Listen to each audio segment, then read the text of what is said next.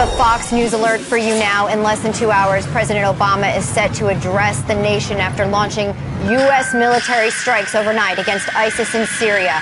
What should the president say? We're going to ask now Fox News contributor Charles Krauthammer that very question.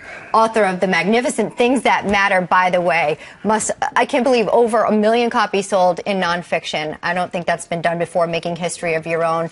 Today and overnight, history was made with our forces joining us, Arab nations that you're looking at, 5 of them.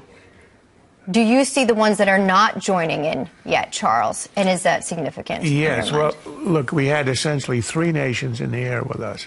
That's Egypt and Jordan and the UAE. The UAE was up in Libya, so that's a continuation of a very strong alliance. The other 2 countries, one being Qatar, the other being Bahrain, were not, I don't believe they were in the air with us. They offered us their facilities. Qatar has a great air base. We don't talk about it a lot. And the Bahrain is where we have the fleet, where we had all the Tomahawks coming from ships. So that's sort of part of the alliance. But what's missing here, of course, is Europe. There are no Europeans. I guess they were burned a bit with some of them, British, for example, with the Iraq War, when we sort of lost their support and domestic support, and they were left hanging, and their politicians who were in on this were badly hurt. But the big glaring absence is Turkey. Yes. It's right on the border of Syria.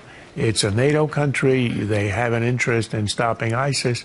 But they've been in a double game. They've allowed a lot of ISIS fighters to come in. Turkey has an Islamist government, moderate if you like, but they support the Brotherhood in Egypt and Hamas. So they're a little bit on the fence, and that's a huge loss for us in not having them. Well, it could be a difference maker for sure. Yes. With the forces that they have. Reportedly, they are purchasing black market oil from ISIS as well. You wrote this just days ago. Quote, ISIS was fully aware of the inevitable consequence of their broadcasted beheadings and the intended outcome. It was an easily sprung trap to provoke America into entering the Mesopotamian War. You say today? Yeah, you know, you could explain what they did in 2 ways. One, they're not as savvy, Western-oriented as we think. They didn't quite understand the effect that the beheadings on television would have on the U.S., and they're surprised by our reaction. I tend to support the other theory. They know exactly what they're doing. They wanted to bring the U.S. in. They think in the end, like everywhere else, we will tire. And they also they're mainly right now in intramural competition with the other jihadists in the world. They want to be the new Al-Qaeda. They want to supersede everybody. They want to be the one true crusade against the West, if you like. And by taking on America, you rise to our stature. I think that was behind the beheadings. I think their bringing us in was intended. So they anticipated airstrikes, is what you continue to say in that piece. I guess bottom line is, where are we going from here? You know, our military has done a remarkable job. Last night, remarkable, getting in there and getting this job done. Moving forward in terms of training those that will join us to be on the ground, as we have said time and time again, that we will not. Where do we go from here? And can this victory be achieved without our own boots on the ground? I think we can achieve a half victory if we're very persistent and determined, and that is in Iraq. Because in Iraq, we have the Kurds on the ground. There are some Iraqi troops who can fight, and we do have the Sunni tribes who, during the surge in 07 and 08, joined us against al-Qaeda, and we won. If we can succeed in enlisting them on the ground, we win.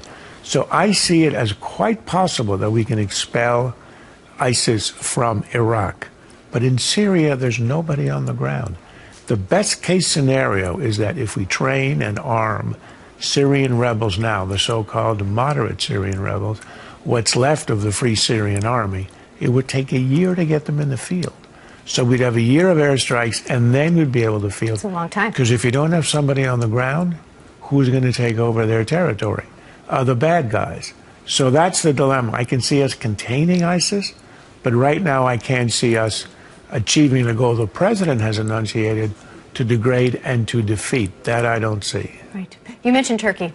We had Admiral Kirby on earlier today, and I want to play you what he said about their role. Well, Turkey was not a participant last night, as you know. I won't speak for another government and what they're willing to do or not do. This is a key NATO ally. They're a partner in the region. They actually have borders with both countries, Iraq and Syria. They have a refugee issue that they're dealing with. So they are, and just by dint of their geography, they're going to be a partner here. They're going to be a coalition member. They've indicated they want to participate, but we're leaving it up to each nation. Sounds hopeful. Well, if you're dependent on geography as the factor that will make them join the alliance, that's a bit of a stretch.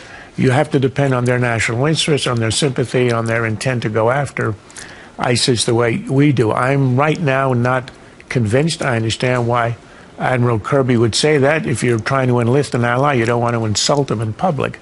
But I think they are sorely disappointed. There is a hope that in time they might join us if ISIS becomes a threat to them. But for now, as I said, they like to play this double game because the government is extremely Islamist, pro-Muslim Brotherhood, pro-Hamas, and sometimes supporting these radical Islamists. So we'll wait and see if we can enlist Turkey. That will be a masterstroke. Well, speaking of someone else who's not joining us in the fight as of yet, Prime Minister Tony Blair said this. This is going to last beyond this president, this prime minister.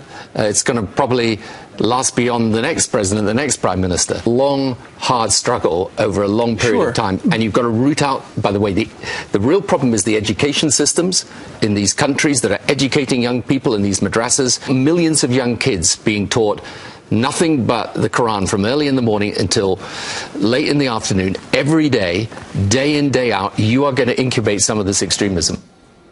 So pointing there to this ongoing threat, I'll ask you this. We keep hearing this is a regional war. It has to be taken care of within the region. When you're talking about ISIS, this is an ideological mission that they have. Is that term regional war as it pertains to what ISIS right now, is that extinct or on a path to extinction? I mean, this seems global.